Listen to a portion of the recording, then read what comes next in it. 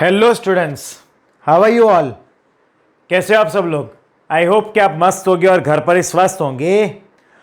जैसे कि आप लोग जान रहे हो, हम लोग ने चैप्टर नंबर 2 को शुरू किया और कल के लेक्चर में हम लोग ने तकरीबन एनर्जी वाले जितने भी डेरिवेशंस थे उनको हम लोग ने कंप्लीट कर लिया। अब आज हमें आगे बढ़ना है और उसके सबसे पहले हम लोग जो भी न्यूमेरिकल्स है उसको पहले करेंगे और फिर हम लोग बाद में कुछ नई थियरी पे आगे बढ़ेंगे। ठीक है, चलिए तो सब लोग यहाँ पर ध्यान देना, फोकस्ड रहना। ठीक है, स्कूल के और सब लोग इतनी मेहनत कर रहे हैं, आपके लिए वीडियो बना रहे हैं, एडिट कर रहे हैं और आपको रेगुलरली सेंड कर रहे हैं, तो फिर आपका भी तो कर्तव्य है, रिस्पॉन्सिबिलिटी है कि मेहनत करें, पढ़ाई करें ठीक से, है ना। तो सही ढंग से पढ़ाई कीजिए। रोज़ आपको 3 वीडियो मिलते हैं, केमिस्ट्री, फिजिक्स का और एक मैथ्स बायो का एक, तो 3 ही वीडियो तो आपको पढ़ना होता है और वीडियो 25 से 30 मिनट के ही होते हैं। तो फिर आप रेगुलरली पढ़ाई करो और होमवर्क यानी कि नोट्स बनाते रहो। ठीक है, तो आपको फिर क्या होगा at the end of the day, यानी कि लॉकडाउन जैसे ही ओपन होगा, जब स्कूल्स वगैरह ओपन हो जाएगी, तब आपके पास जितने भी चैप्टर यहाँ पर खत्म हुए होंगे उसकी प्रॉपर नोट्स होगी। उसको पढ़ोगे तो आप टिक कर पाओगे भाई कहाँ पर क्या क्वेरी है, आकर पूछ पाओगे। ओके, तो ये सारी चीज़ों का ध्यान रखना। चलिए तो फिर हम पहले लिखते हैं कि भाई हमने प्रीवियस लेक्चर में क्या क्या डिराइव किया था। ठीक है, बेसिकली हम लोग यहाँ पर टोटल एनर्जी का फॉर्मूला लिखते हैं, that is -13.6 into Z² upon N² electron volt. ये हमारे पास उसका फॉर्मूला है, दैट इज टोटल एनर्जी का फॉर्मूला है। ठीक है, जरा ध्यान देना। हम आगे पढ़ाई करते हैं। अब इसमें से हम एक न्यूमेरिकल लेते हैं ताकि आप सबको समझ में आए न्यूमेरिकल क्या है, उस पर जरा ध्यान देना। तो total energy of electron in nth shell of H atom. ठीक है, ये हमें फाइंड करना है। चलिए, total energy in the nth shell of the H atom, वो हमें फाइंड करना है। बेसिकली अगर हमें बोला है कि भाई टोटल एनर्जी, तो उसका फॉर्मूला क्या है, -13.6 into Z² upon N² EV। लेकिन यहाँ पर हाइड्रोजन के लिए स्पेसिफाइड है, तो हाइड्रोजन के लिए Z की वैल्यू क्या होगी, 1 होगी। तो टोटल एनर्जी क्या आएगा, total energy is equal to -13.6 into Z² यानी कि क्या आएगा, अब हाइड्रोजन 1 है तो यहाँ पर ये 1² आएगा अपॉन N² इलेक्ट्रॉन वोल्ट, यानी कि फाइनल फॉर्मूला आएगा -13.6 that will be upon N² EV। ठीक है, ये हमारे लिए टोटल एनर्जी का फॉर्मूला बन जाएगा। ओके,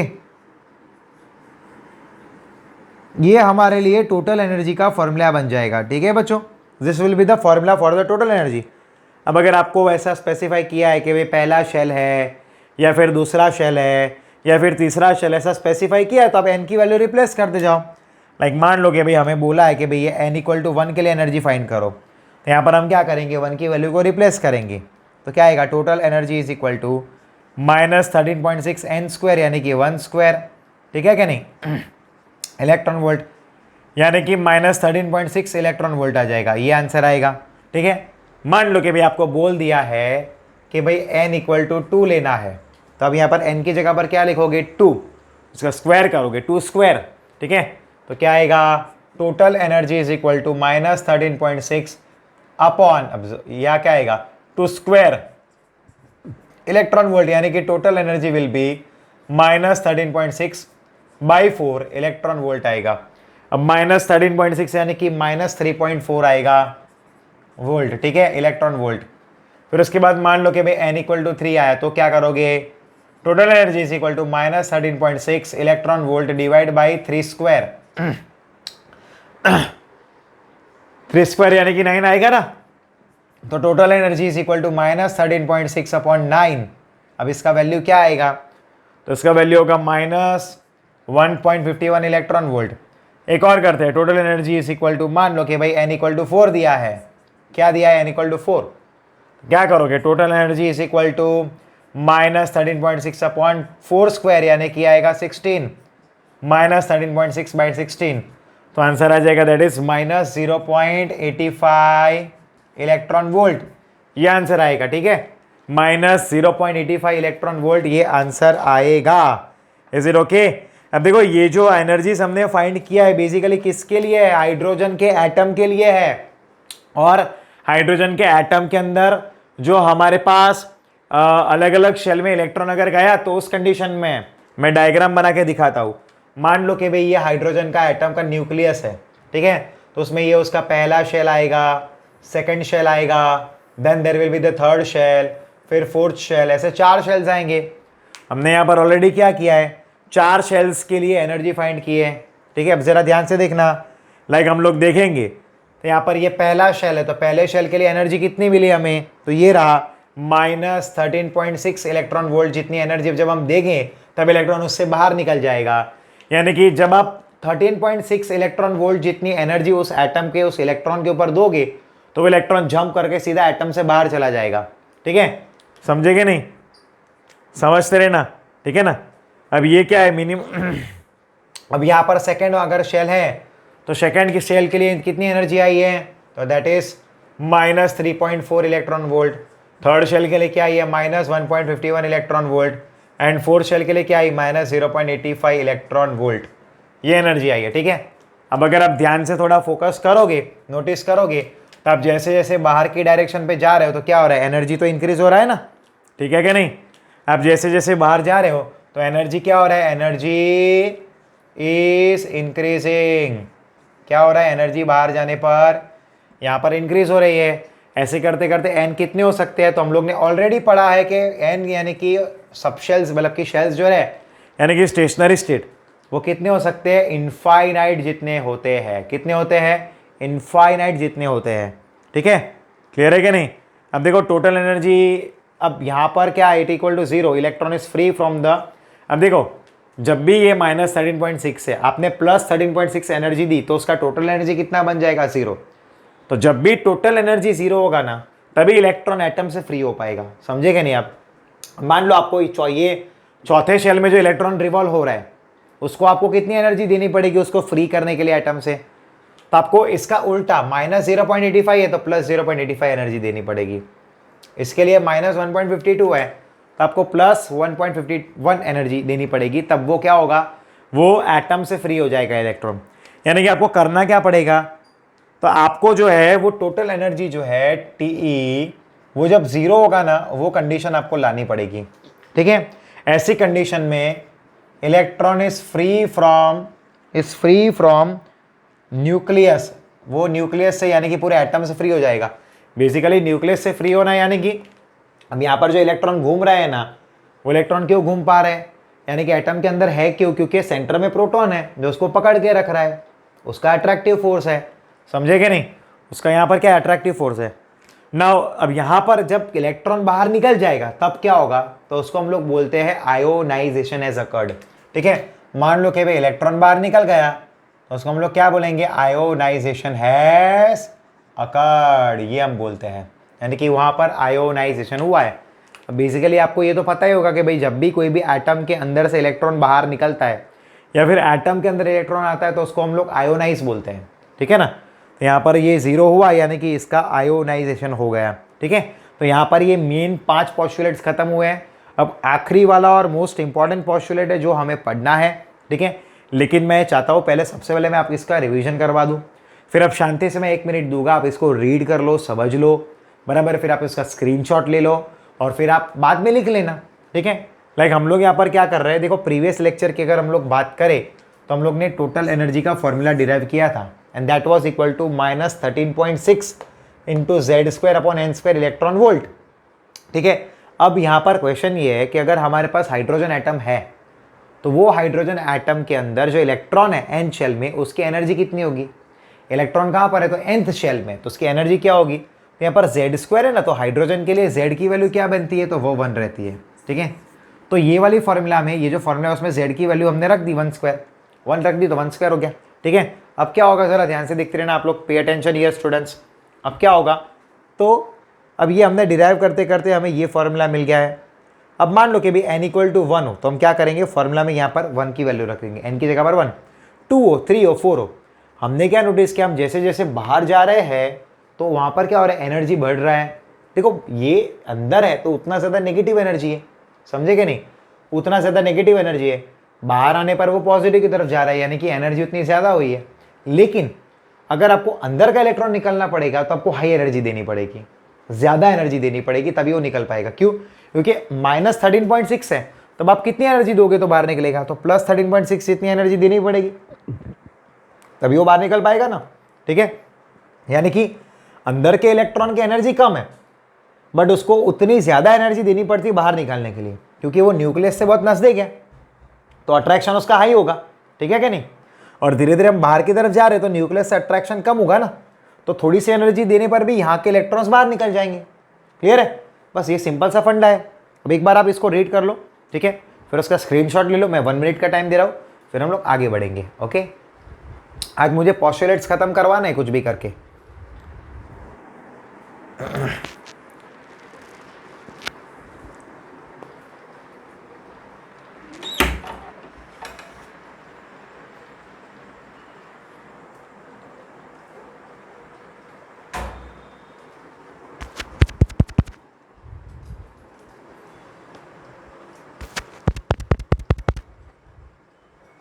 आराम से रीड कर लो, ठीक है, फिर मैं आपको आगे पढ़ाता हूँ।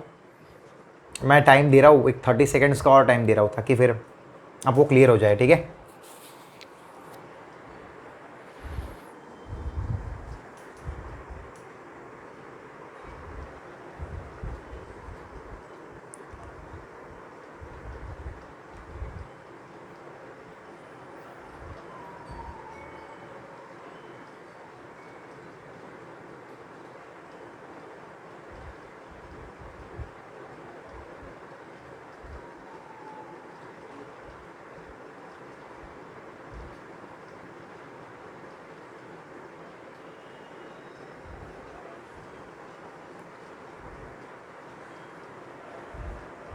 ओके, चलो, आई होप कि सब लोग ने रीड तो कर ही लिया होगा।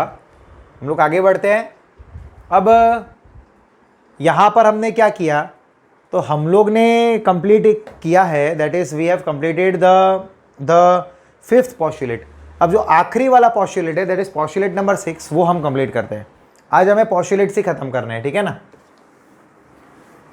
जो आखिरी वाला, जो लास्ट पोस्टुलेट है ना, that we are going to complete now here.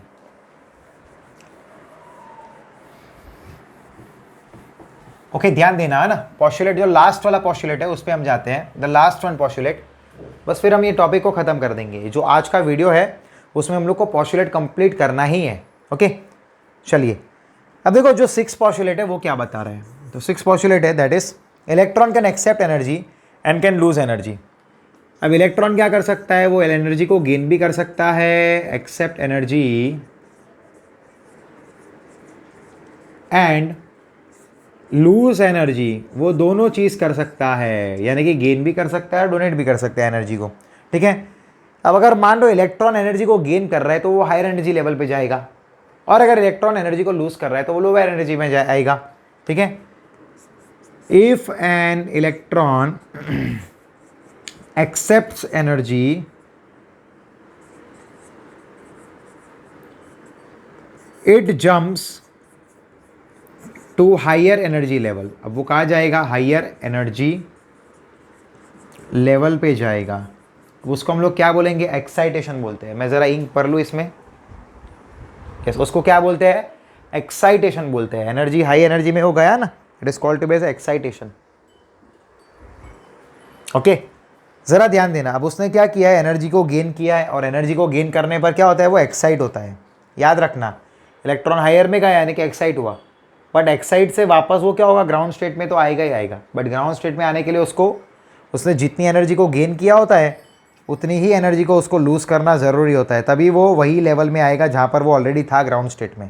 ठीक है, ध्यान देते रहना है ना, बी अटेंटिव, क्योंकि टॉपिक मस्त इंटरेस्टिंग है। ये टॉपिक जो है, ये चैप्टर बहुत ही इंटरेस्टिंग है। देखो 9th में आपने जब पढ़ा था तब भी इतनी ज़्यादा चीज़ें डिटेल में नहीं पढ़ी थी आपने।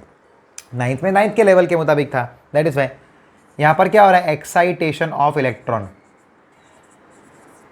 अब देखो मैं समझाता हूँ आपको कैसे। जैसे कि मान लो कि भाई इसने E1 में है, उसने h जितनी एनर्जी को गेन किया तो कहाँ जाएगा, E2 में जाएगा, बराबर। वो एक्साइटेड हुआ है यहाँ पर। अब मान लो कि भाई इफ एन इलेक्ट्रॉन क्या किया है, loses energy, it resides back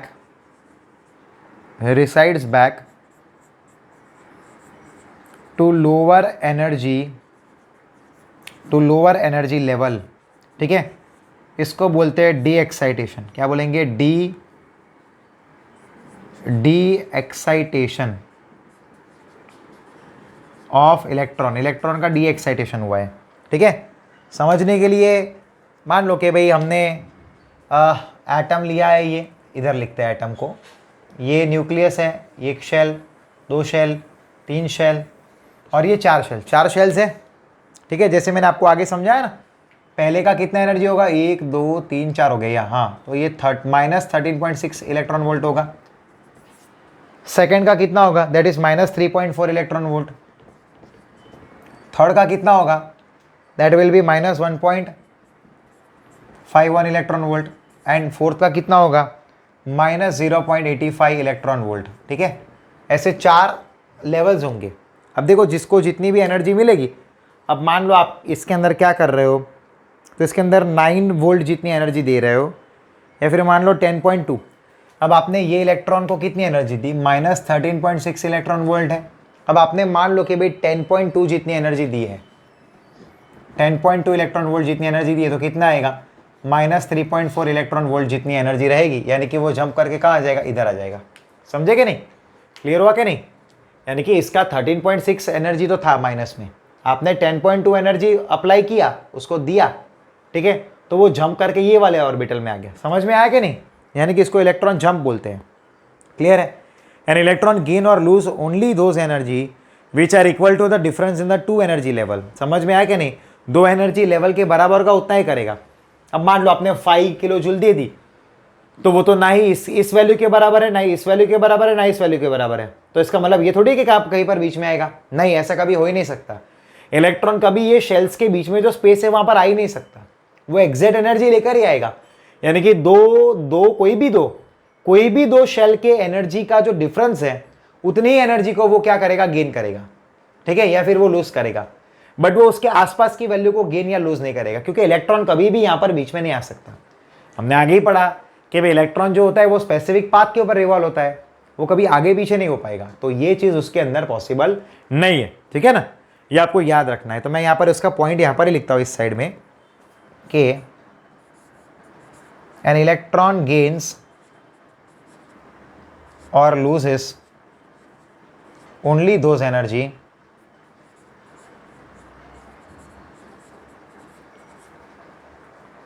which are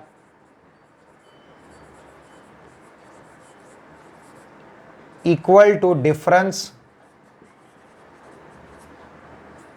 into energy levels. कितना रहेगा, यस। अब देखो कैसे होगा, तो E1 plus delta E equal to E2 आएगा। Same way E1 plus delta E equal to E3 आएगा। क्लियर है, इतना समझ में आएगा नहीं, यस। तो ये चीज़ रहता है इनमें। अब देखो बेसिकली हम लोग ने एक डिस्क्रीट बारे में पढ़ा, डिस्क्रीट स्पेक्ट्रम बोलते हैं। तो जैसे मान लो कि भाई कोई भी हमारे पास कंटेनर है, ठीक है, और वो कंटेनर के अंदर हमने कोई भी एक गैस भरा हुआ है, we have filled some gas into it, okay. Like ये वाइट लाइट हमने दे दिया, ठीक है, और अंदर गैस भरा हुआ है। अब वो गैस के मॉलिक्यूल क्या करेंगे, एनर्जी को गेन करेंगे। अब यहाँ पर मान लो कि भाई कौन सा गैस है, तो वो H2 गैस है, ठीक है। अब क्या होगा यहाँ पर, तो वो कोई ना कोई प्रकार के ऐसे लाइंस बनाएगा, ठीक है। मान लो कि भाई उसने बनाया है दैट B R और येलो, यानी कि ब्लू, रेड और येलो बनाया। अब यहाँ पर हुआ क्या कि हमें पता है कि रेनबो के 7 कलर होते हैं, तो स्पेक्ट्रम भी 7 बनने चाहिए। पर यहाँ पर हमने जब हाइड्रोजन गैस पे लाइट, वाइट लाइट दिया, तो हमें 3 ही कलर के स्पेक्ट्रम मिले, हमें सारे कलर के स्पेक्ट्रम नहीं मिले। तो हमें सारे कलर के स्पेक्ट्रम नहीं, क्यों नहीं मिले, तो उसके बारे में बोहर के पास कोई आंसर नहीं था। यानी कि यहां पर क्या हुआ, बोहर का लिमिटेशन आया, यानी कि डिस्क्रीट जो स्पेक्ट्रम था उनके बारे में ज्यादा डिटेल्स नहीं थी। यहां पर डिस्क्रीट स्पेक्ट्रम के बारे में ज्यादा डिटेल्स उनके पास थी नहीं, बेसिकली यहाँ पर लाइंस बनते हैं, तो इसको हम लोग लाइन स्पेक्ट्रम भी बोलते हैं। क्या बोलते हैं? They are also called to be as a line spectrum. क्या बोलेंगे? हम उसको लाइन स्पेक्ट्रम भी बोल सकते हैं। We can also called it as a line spectrum. ठीक है, अब ये जो स्पेक्ट्रम के बारे में है ये हम लोग आगे बढ़ेंगे, आगे वाले टॉपिक में पढ़ेंगे, अभी नहीं पढ़ेंगे। समझ में आया? बेसिकली यहाँ पर हमें ये क्वेश्चन हो रहा है कि भाई अगर मान लो कोई भी कंटेनर के अंदर हमने गैस भर दिया, तो गैस के ऊपर जब हमने व्हाइट लाइट दिया तब हमें कुछ ही कलर के स्पेक्ट्रम मिले, हमें सारे कलर के स्पेक्ट्रम क्यों नहीं मिले? तो उसका आंसर हम आगे देखेंगे, बराबर है। और हम लोग ये थियरी का ही हेल्प लेंगे, ओके। और हमें थोड़ा सा पता चलेगा कि भाई ऐसा क्यों हुआ, यानी कि डिस्क्रीट क्यों हुआ है। वैसे ये बोहर्स में हमें बहुत सारी चीज़ें भी आगे पढ़नी है, ठीक है। पहले आप एक काम करिए, इसको एक बार शांति से समझ लीजिए। मैं 1 मिनट का टाइम दे रहा हूँ, I am giving you 1 minute time, और एक बार शांति से समझ लो, रीड कर लो, ओके। Read it once.